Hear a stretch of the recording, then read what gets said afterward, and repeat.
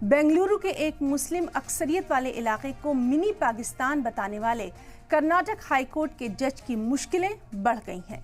Supreme court ने उनके इस मुतनाज़ा तबसरे पर अज़ खुद नोटिस लिया है। कर्नाटक हाई कोर्ट के जज ने बेंगलुरु के एक इलाके को भारत का नहीं बल्कि पाकिस्तान का हिस्सा बता दिया और जज साहब का ये मुतनाज़ा बयान सुप्रीम कोर्ट तक पहुंच गया।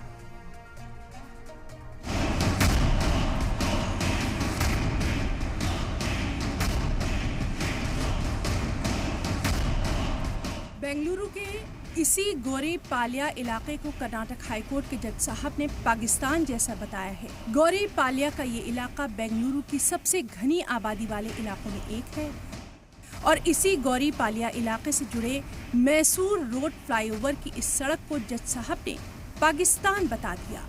कर्नाटक हाईकोर्ट के जस्टिस वैद वैसार श्रीचंदनंदा ने एक मामले पर सुनवाई करते हुए बेंगलुरु के एक मुस्लिम अक्सरियत वाले इलाके को पाकिस्तान तक बता दिया था। Go to that Mysore Road flyover. Every auto rickshaw has got 10 people. Every auto rickshaw has got 10 people. It is not applicable because the Mysore Road flyover till up to the market from Gorypalia is in Pakistan, not in India.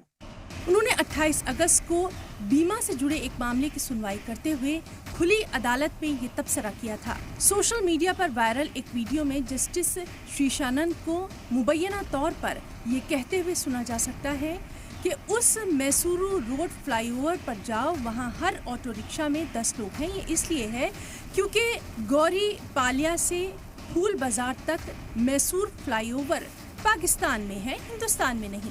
यहाँ पर हम देख सकते हैं पूरा एक इसी street होता है, इसी रोड मैसूर रोड को कनेक्ट करता है जो 2 साल पहले इनॉग्रेट हुआ था। 4 लेन अल्ट्रा एक्सप्रेस वे इनॉग्रेट हुआ था, तो इसी रोड को ये रोड जोड़ता है।